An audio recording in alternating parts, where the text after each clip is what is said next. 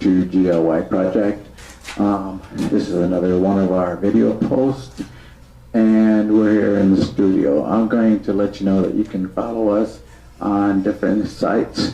You can follow me on my website at www.glyprojectoutreach.com. Also, you can follow me on my podcast at GLY Project. I hope everyone's doing okay, and I want to thank you for watching.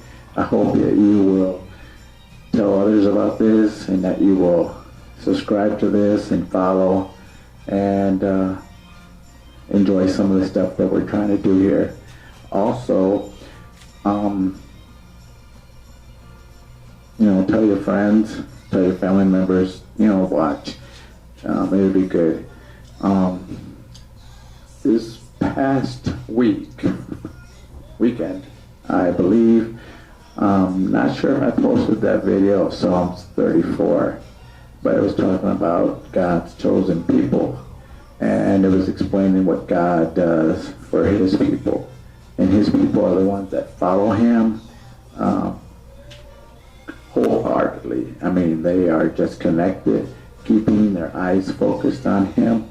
And God says that he'll get us through everything and anything. There's nothing in this world that could hurt us. You got to remember the tales of Joseph. Make that Daniel when he was in the den of lions. The three children who were in the furnace.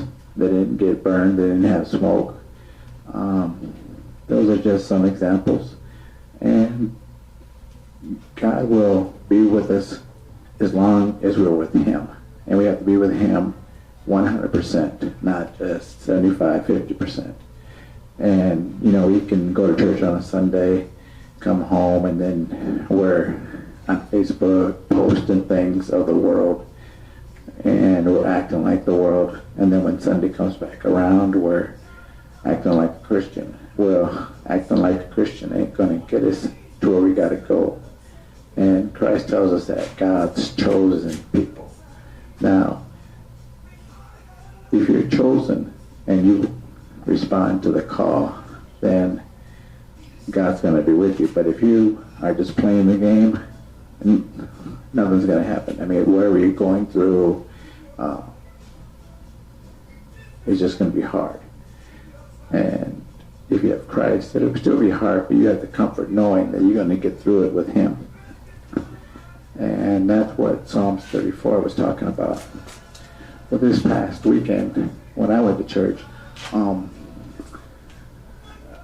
pastor was talking about something, and something else came into my mind, and it was talking about Joseph and David. And both of them became rulers. Both of them became rulers differently. Joseph was he was put in prison.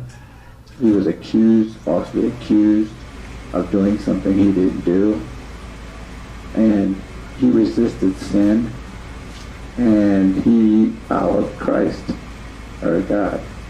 And the difference with David is David also went through some turmoils in a different way, but he became king. But when he became king, he did the opposite of what Joseph did. When Joseph was tempted by a woman that was his master's wife, he ran away from them, and he didn't look back. But he was accused of doing something, but he had run from that situation as fast as he could. Now, David, on the other hand, when he wasn't doing what he was supposed to be doing, he got tempted by a woman, ended up not running, but running towards her and going to her. And because of that, sin led to other sins. It led to the death of that woman's husband. And later on, it would be the loss of David and that female's child that would die. That's a punishment. So both of them became rulers, and both of them went through circumstances, and both of them had God with them. But when it came to a woman, they handled it differently. Joseph only had one wife. David had many wives. So there's a big contrast between those two. They both were young, and they were shaped and molded, and some made right decisions, and some did wrong decisions, some were blessed, and some were not. But the thing is, both of them followed Christ. Both of them recognized. And that's just like, if you get into a situation, just like you think about it, with Peter and Judas. Everybody knows Peter, and Judas, the one that betrayed Jesus. Now, Peter, at a time, said that he would not betray Jesus, that he would stand for him. But he ended up denying him 3 times. Now, Judas, who also was following Jesus, but he wasn't following with his whole heart, he ended up betraying Jesus for money, and then he committed suicide.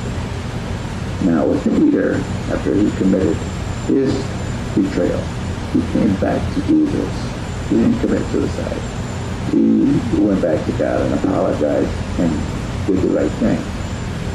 Now you see 2 differences there.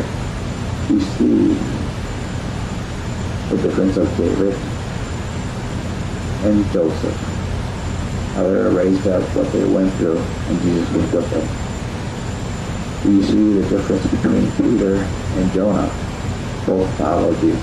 One was real, one was not. Both made mistakes. One came back, one did not. This is an example of the 2 thieves on the cross.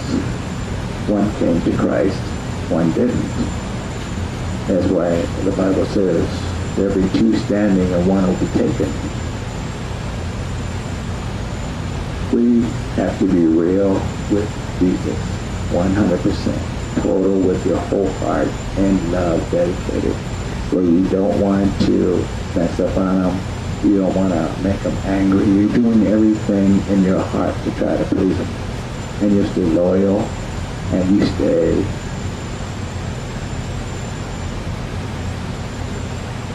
faithful.